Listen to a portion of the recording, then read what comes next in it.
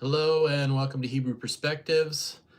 Uh, Joining you here this Sunday afternoon to give something just a little bit extra that I've been reading in the Talmud. I've been reading Avodah Zarah, and today I was reading in Avodah Zarah 11, a story that I've heard before, but I wanted to share it with you. And if you're looking at the YouTube, you'll see the thumbnail was a picture of a mezuzah. For those of you on Facebook, I have a mezuzah right here. Now you'll see that this mezuzah, this is a little bit of a smaller one. On the top, you'll see that it has the letter Shin on the top, and that's for Shaddai. Now, it's interesting so that on the back, sometimes these it has the Shaddai on here, and sometimes it'll have just the scripture on the front, or just Shaddai, or just a design. But this particular one here, it has a little one of those little harp things that you can hear it making noise, kind of like playing one of those mouth harps. And inside is Deuteronomy 6:4 through 9 and Deuteronomy 11:13 through 21. Most people are familiar with Deuteronomy 6:4 through 9 is the Shema, and you shall love, and it talks about, tefillin, put into tefillin on, like you said, like you see behind me on my lectern back there, and on the arm, and then put it on your gates, and then the mezuzah goes on the door. And so some of them have they're clear in the back. Now this is what we would call a kosher, this would be considered kosher. I'm being real careful with it. Interesting story. But you would see, they would have it set up so where you could see the letter Shin on the back side of it. You can see that letter Shin, and there's the bigger letter.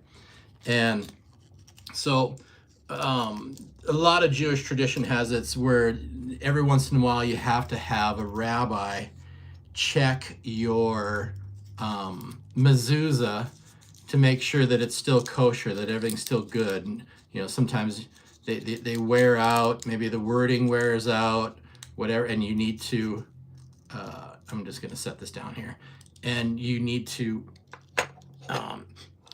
replace it, or have the paper, have the scripture inside of it replaced.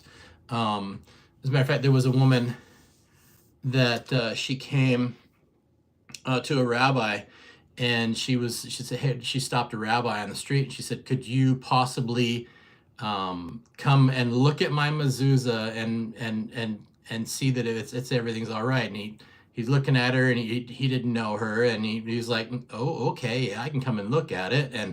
And he went over to her home, and right there on the outside, there was the mezuzah put right up there on the doorpost. And they unscrewed it, and he pulled it down, and the scriptures weren't in the back. And he asked her, he said, well, where is the little piece of paper that is supposed to be inside of here? And she said, oh, I thought those were the directions, and I couldn't read it, and I just threw it out.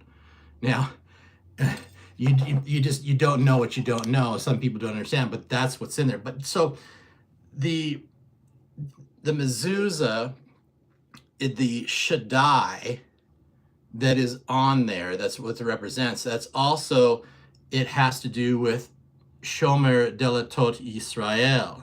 In other words, that is protector of the doorways of Israel. So now, here's a story about Onkelos. Now, if you're not familiar with Onkelos was a Roman convert who converted to Judaism, and he's also known for translating it into Aramaic, translating the Bible into Aramaic. And so now the Roman emperor, for some reason we do not know exactly why, but the Roman emperor, he sent a group of Roman soldiers, he sent a troop to seize Onkelos and bring him to the emperor. So to the emperor, he was supposed to go. They were supposed to grab him and go. And Onkelos, when they showed up, he drew toward them.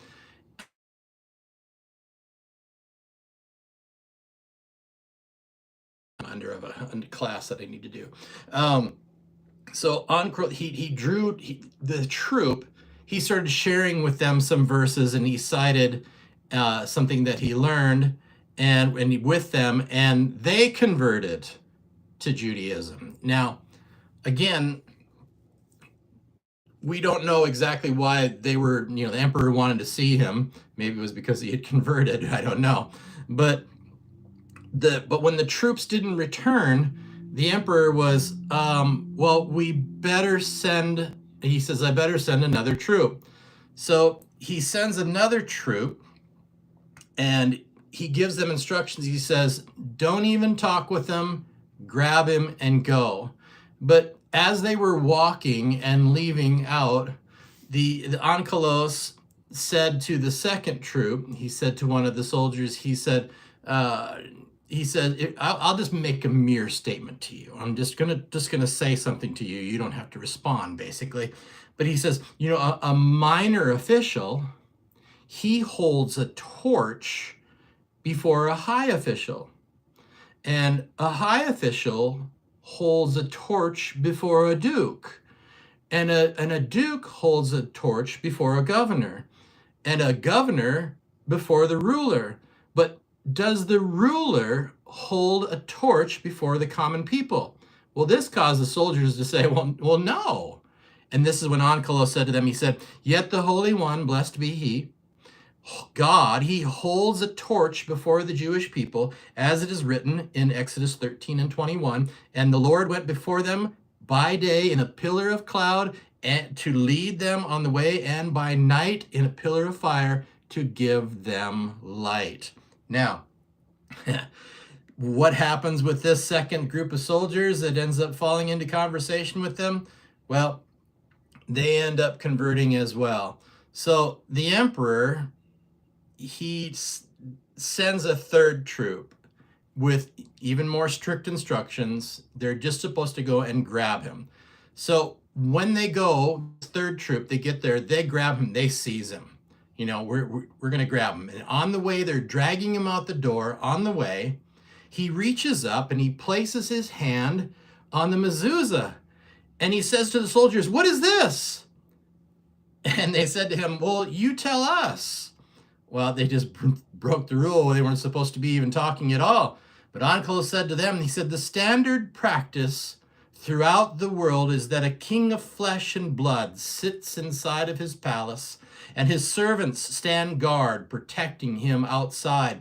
But with regard to the Holy One, HaKadosh Baruch Hu, blessed be God, God's servants, the Jewish people, they sit inside their homes, and God guards over them outside. As it is stated, the Lord shall guard your going out and your coming in from now and forever. That's Psalms 121 and 8. So guess what? When they heard this, they converted. So the emperor just gave up. So Onkelos, he must have been an excited for Judaism, excited for living for God, excited for the Torah, to the point where people just, he must have been a great salesman, right? And so all he had to do, he just spoke and people were converted. And that's just so wonderful. All it took was just a few minutes of conversation to convert some Roman soldiers. And now you can see how the mezuzah indeed lives up to its promises of guarding. Thank you so much for watching for Hebrew Perspectives. May God bless you.